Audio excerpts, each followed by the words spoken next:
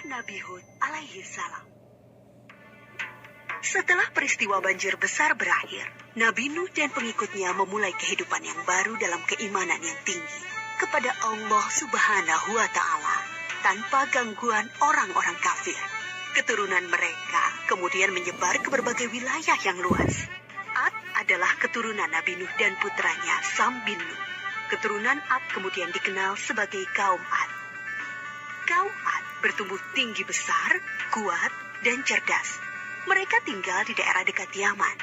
Kaum Ad dianugerahi Allah daerah yang subur, sungai-sungai yang mengalir, kebun-kebun yang luas, dan hasil bumi yang melimpah.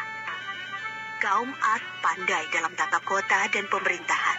Mereka mahir membuat bangunan-bangunan tinggi, megah, dan indah dari gunung pasir di puncak-puncak bukit. Mereka juga membuat benteng-benteng yang kokoh dan saluran irigasi dan kolam-kolam. Ternak mereka pun berkembang dengan baik.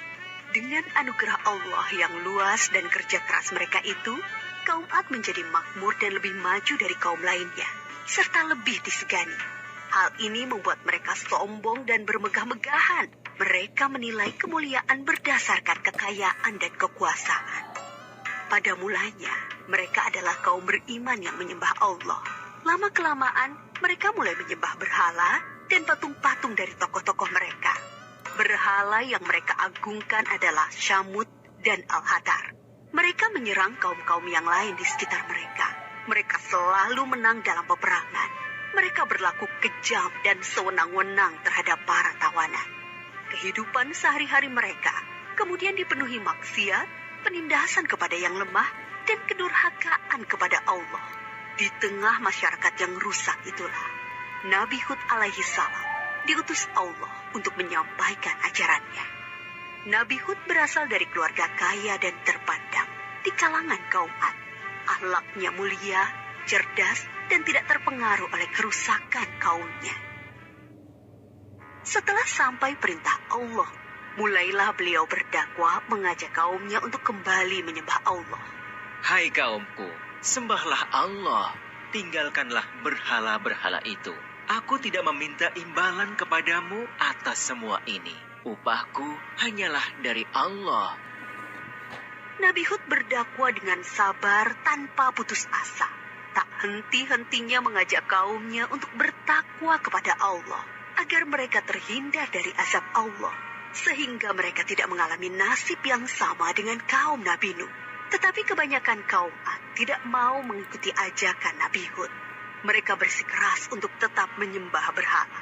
Mereka menganggap Nabi Hud lemah akal dan gila. Dengarlah Hud, sembahan-sembahan kami telah mengutukmu, sehingga engkau menjadi gila. Ucapanmu ngelantur, kacau. Itu karena kau menghina sembahan-sembahan kami. Kami tidak percaya pada ucapanmu. Datangkanlah azab yang telah engkau ancamkan. Kami tidak takut sedikit pun. Nabi Hud mengadukan kepada Allah atas perlakuan kaumnya. Beliau menyerahkan kepada Allah urusan pembalasan terhadap para pembangkang itu. Kemudian Allah menurunkan musim yang panjang yang membuat sungai-sungai dan sumur-sumur menjadi kering. Tanaman dan binatang ternak banyak yang mati. Kaum Ad dilanda kelaparan dan kehausan yang parah. Keadaan ini berlangsung beberapa tahun. Nabi Hud terus mengajak kaumnya untuk kembali menyembah Allah. Wahai kaumku, mohonlah ampun kepada Allah. Niscaya Dia akan menurunkan hujan yang lebat dan menambah kekuatanmu. Tetapi kebanyakan dari kaum Ad itu tetap pada kesesatannya. Mereka memohon-mohon pada berhala itu untuk segera mengakhiri kemarau dan menurunkan hujan. Mereka tetap tidak mau menyembah Allah.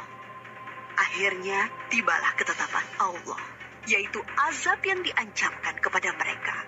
Muncul awan hitam membentang di langit. Gumpalan awan hitam itu sangat tebal dan luas. Orang-orang kafir melihat awan hitam itu sangat gembira. Mereka berlarian sorak-sorai menyongsong awan itu. Mereka mengira hujan lebat akan turun sebentar lagi. Sesembahan kita telah mengabulkan doa kita. Hujan akan turun. Kesengsaraan kita akan segera hilang. Ternyata dugaan mereka salah besar. Gumpalan awan itu adalah azab dari Allah untuk orang-orang kafir. Terdengar suara gemuruh yang menakutkan. Bertiup angin yang sangat kencang. Angin itu dingin sekali rasanya. Orang-orang yang semula berkumpul menyambut hujan menjadi panik berhamburan mencari perlindungan. Jerit tangis terdengar di mana-mana. Tolong! Oh, dingin sekali! Ampun! Aku tidak tahan! Tolong! Orang-orang itu putus asa dan menyesal. Tetapi sudah terlambat. Angin dingin itu bertiup luar biasa kencangnya. Selama 7 hari 8 malam. Menumbangkan apa saja yang dilaluinya. Pohon-pohon, gedung-gedung megah, rumah-rumah, patung-patung, berhala, semua rusak porak-poranda. Setelah 7 hari 8 malam, topan itu berhenti.